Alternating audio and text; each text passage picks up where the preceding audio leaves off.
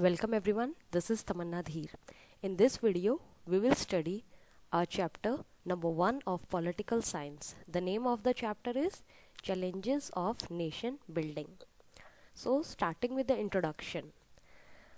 When Britishers came, जब Britishers आए थे इंडिया में, they ruled only one country और उस country का नाम क्या था? British India. But when they left, there were two countries.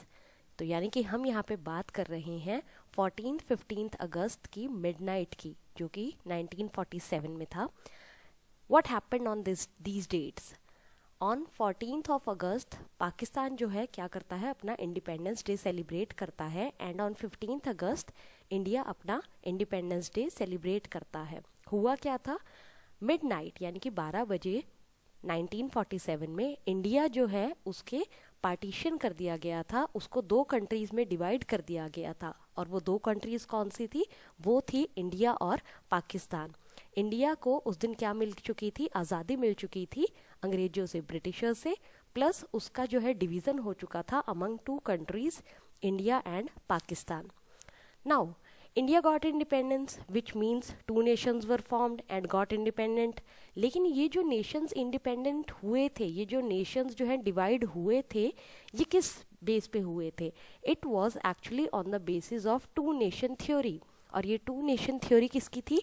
ये टू नेशन थ्योरी थी मोहम्मद अली जिन्ना की, जिन्होंने ये डिमांड रेज की थी कि इंडिया को जो है दो कंट्रीज़ में डिवाइड किया जाए on the basis of religion. अब इसके बारे में हम आगे बात करेंगे. सबसे पहले हम चैप्टर की शुरुआत करते हैं. तो यहाँ पे पहला सबसे इम्पॉर्टेंट पॉइंट है about Jawaharlal Nehru, the first prime minister of free India. जो हमारे फ्री इंडिया के सबसे पहले प्राइम मिनिस्टर थे मिस्टर जवाहरलाल नेहरू. उन्होंने कॉन्स्टिट्यूएंट असेंबली में एक स्पीच दी थी. जो वेरी फर्स्ट डे था उस दिन उन्होंने कॉन्स्टिट्यूएंट असेंबली में एक स्पीच जो है डिलीवर की थी. और उस स्पीच का जो टाइटल था उसको नेम दिया गया था ट्रिस्ट विद डेस्टिनी. बहुत इंपॉर्टेंट पॉइंट है, ध्यान रखिएगा. ये क्वेश्चन जो है आपका 1 मार्क्स में आ सकता है डायरेक्टली और इनडायरेक्टली. फॉर एग्जाम्पल आपसे ये भी पूछा जा सकता है कि उस स्पीच का नेम, उस स्पीच का टाइटल क्या था, या फिर किसने जो है वो स्पीच को डिलीवर किया था और कहाँ किया था. सो ये आपका एक 1 मार्क का इम्पॉर्टेंट क्वेश्चन है. Moving on. अब ऐसा तो नहीं था कि जो इंडिपेंडेंस थी, जो हमारी आज़ादी थी, वो हमारे लिए बहुत ही प्लेजर्ड वे में आई थी, ऐसा नहीं था. लेकिन उसके साथ साथ अब क्या हो रहा था, उसके साथ साथ कुछ गोल्स थे जो हर इंडियंस के माइंड में थे कि ये गोल अब हमने क्या करने हैं, अचीव करने हैं. और कुछ ऐसी बातें थी जिन पे सभी जो है एग्री कर रहे थे, अपना म्यूचुअल कंसेंट दे रहे थे. अब ये भी एक इम्पॉर्टेंट क्वेश्चन है, इसके बारे में भी आप पढ़ेंगे. अब कौन सी ऐसी दो गोल्स थी, कौन से ऐसी दो डिज़ायर्स थी जो कि चाहते थे इंडियंस एग्जीक्यूट करना आफ्टर इंडिपेंडेंस? तो उनमें से पहला जो था वो पॉइंट था that after independence we shall run a country through democratic government. यानी कि इंडियंस जो थे वो चाहते थे कि इंडिया में लोकतंत्र सरकार का राज जो है बने. अब ये डेमोक्रेटिक गवर्नमेंट क्या है? आपको अच्छी तरह पता है कि डेमोक्रेसी क्या होता है, जहाँ पर 1 पीपल 1 वोट यानी कि राइट ऑफ वोट का एक राइट जो है दिया गया है लोगों को, जहाँ पर वो अपनी गवर्नमेंट क्या करते हैं, खुद से इलेक्ट करते हैं, चूज़ करते हैं. यानी कि जो भी उनका गवर्नमेंट का सिलेक्शन होता है वो by the people through the people.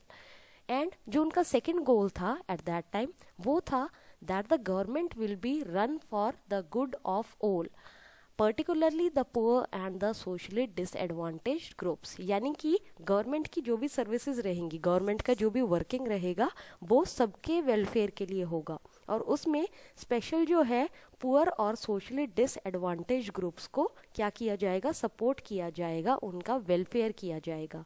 ये दोनों पॉइंट जो है इसलिए ज़रूरी थे क्योंकि पार्टीशन के बाद इंडिया की जो इकोनॉमी थी वो क्या हो गई थी, अनस्टेबल हो गई थी. तो बहुत ज़रूरी था इन पॉइंट्स को मेंटेन करना. तो अगर आपका क्वेश्चन आता है तो आप इन क्वेश्चंस को पॉइंट में भी लिख सकते हैं और इन्हें थोड़ा सा डिफाइन भी कर सकते हैं. Moving on. Now this was not going to be easy. जितना आसान लग रहा था एक्चुअली उतना आसान था नहीं.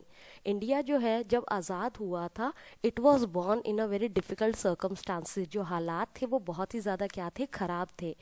और ऐसा कोई भी शायद दूसरा कोई नेशन नहीं होगा, दूसरी कोई कंट्री नहीं होगी जो कि ऐसे हालात में अपने आप को इंडिपेंडेंट जिसने किया हो, जिसका इवोल्यूशन जो है इंडिपेंडेंटली ऐसा हुआ हो। नाउ अब फ्रीडम जो है, yes it came with the partition के साथ जो है इंडियंस को फ्रीडम मिली। एंड 1947 जो ईयर था वो क्या था, एक अनप्रेडिक्टेड वायलेंस का, extreme violence, trauma of displacement. इनसे क्या मतलब है कि उस टाइम पे जो वायलेंस का लेवल था वो बहुत ही ज़्यादा अजीब था, बहुत ही ज़्यादा आउट था, एक्सट्रीम था। प्लस जो डिस्प्लेसमेंट था, लोगों को जो अपने आप को लोकेट करना पड़ रहा था, डिसलोकेट करना पड़ रहा था, वो भी क्या था, वो भी एक तरह से बहुत ही ज़्यादा मुश्किल समय था।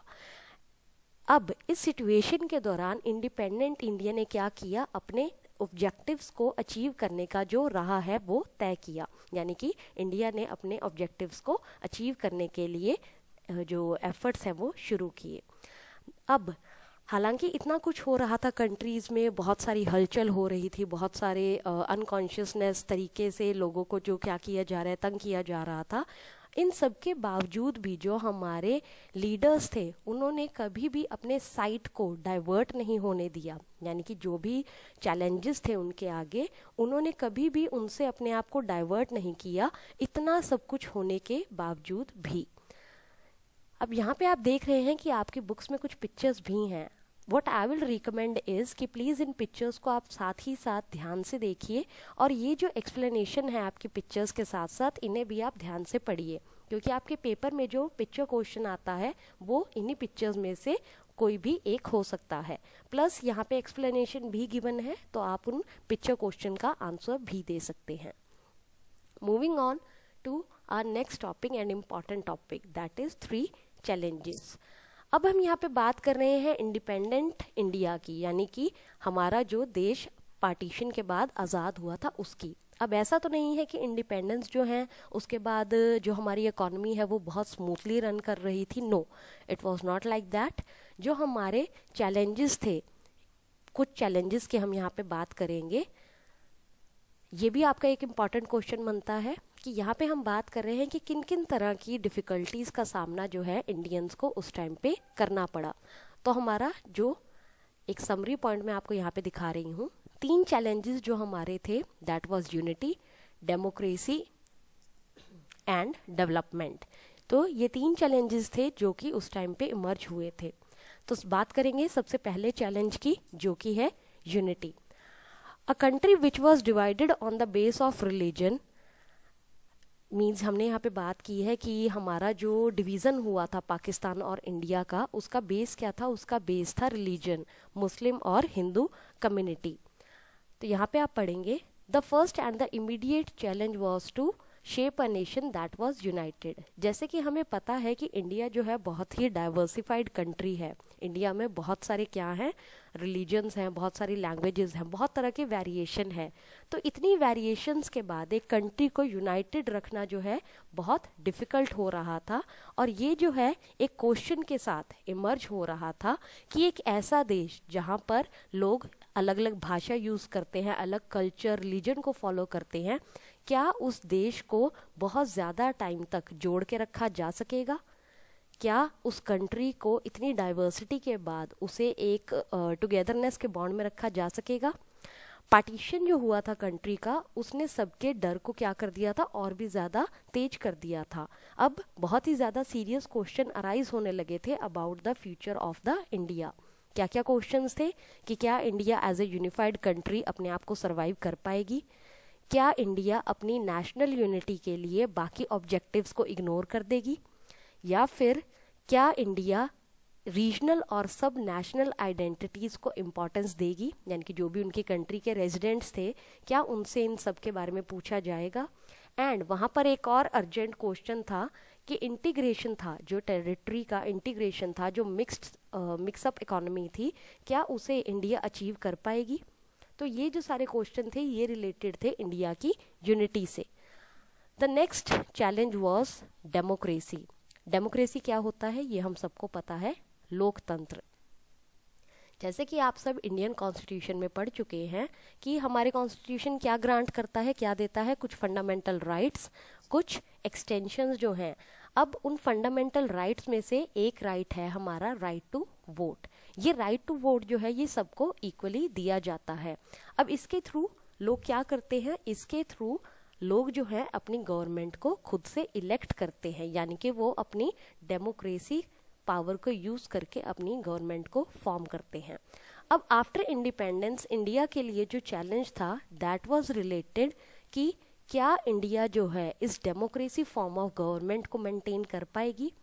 नाउ ये जो डेमोक्रेसी का, ये जो हमारा कॉन्स्टिट्यूशन का फीचर है that is the right to vote, ये जो हमारा फीचर है इसने इंश्योर किया पॉलिटिकल कंपटीशन कि क्या होगा, मल्टी पार्टीज जो है बनाई जाएंगी और एक पॉलिटिकल कंपटीशन जो है ओपनली एग्जीक्यूट होगा, जहां पे लोगों को चॉइस मिलेगी अपना नेता, अपना लीडर खुद से चूज करने का।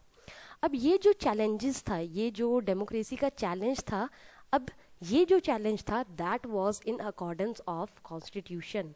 ये ज़रूरी था कि जो भी हमारी डेमोक्रेटिक प्रैक्टिसेस हों, जो भी हमारी पॉलिटिकल प्रैक्टिसेस हों, वो क्या हो, वो कॉन्स्टिट्यूशन के अकॉर्डिंग हो। Moving on to our third challenge, हमारा थर्ड चैलेंज था टू इंश्योर द डेवलपमेंट। जैसे कि हम सबको पता है कि आफ्टर पार्टीशन इंडिया की जो इकोनॉमिकली जो हालत थी, जो सिचुएशन थी, वो क्या थी, बहुत ही ज़्यादा इम्बैलेंस थी। क्यों? क्योंकि अंग्रेज जो थे, ब्रिटिशर्स जो थे, वो हमारे इंडियन इकोनॉमी से सारा पैसा जो है ले गए थे। जिस भारत को पहले सोने की चिड़िया कहा जाता था, after the end of British rule उसकी ही इकोनॉमिक सिचुएशन बहुत ज़्यादा इनस्टेबल थी, बहुत ज़्यादा इनसिक्योर थी। नाउ द चैलेंज वॉज कि एक तो कंट्री को इकोनॉमिकली स्टेबल किया जाए और पॉवर्टी को जो है जल्दी से जल्दी क्या किया जाए, रिमूव किया जाए। So here wellbeing of the entire society and not only of some sections, यानी कि यहाँ पर भी जो है डेवलपमेंट कैसे अचीव करने की बात थी कि इक्वली सारी सोसाइटी का यूनाइटेडली क्या हो, वेलफेयर हो, सिर्फ और सिर्फ कुछ सेक्शंस का भला ना हो। यहाँ पे भी दोबारा से कॉन्स्टिट्यूशन ने एक और जो प्रिंसिपल है, एक और जो राइट है, वो क्लियरली क्या की थी, ले डाउन की थी। एंड वो राइट क्या थी, वो राइट थी द राइट ऑफ इक्वेलिटी।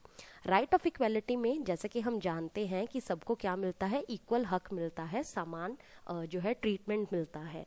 अब राइट ऑफ इक्वेलिटी के तहत जो है स्पेशल प्रोटेक्शन जो है दी गई सोशली डिसएडवांटेज ग्रुप्स को, रिलीजन्स को और कल्चरल कम्युनिटीज़ को। कॉन्स्टिट्यूशन जो है उसने कुछ डायरेक्टिव प्रिंसिपल्स भी जो हैं इंश्योर किए, जहां पर स्टेट पॉलिसी जो है वो वेलफेयर गोल्स का ध्यान रख रही थी कि डेमोक्रेटिक पॉलिटिक्स जो है वो क्या किया जाए, अचीव किया जाए।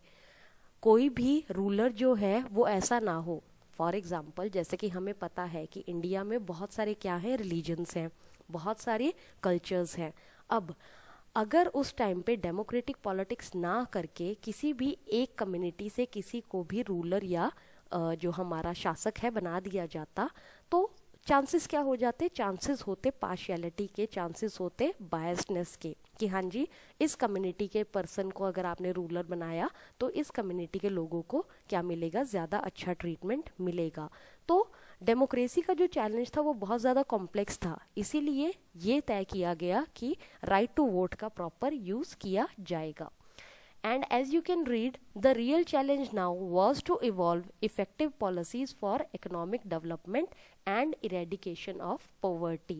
यानी कि जो असली चैलेंज था वो क्या था कि ऐसी कुछ पॉलिसीज़ बनाई जाए जिसमें इकोनॉमिक डेवलपमेंट तो हो ही हो, साथ में गरीबी का जो स्तर है वो भी क्या किया जाए, कम किया जाए या फिर उसे अच्छे से मैनेज किया जाए। नाउ अब इन चैलेंजेस को कैसे रिस्पॉन्ड किया गया, इंडिया जो है किस लेवल तक इन चैलेंजेस को अचीव करने में सक्सेसफुल रहा, ये जो सारी बुक है ये इन्हीं क्वेश्चंस का जवाब जो है आपको देगी। यानी कि ये जो बुक है इन शॉर्ट ये आपको इंडिया की जो पॉलिटिक्स की स्टोरी है इंडिपेंडेंस के बाद से, उसके कुछ जवाब जो हैं आपको यहाँ से मिलेंगे।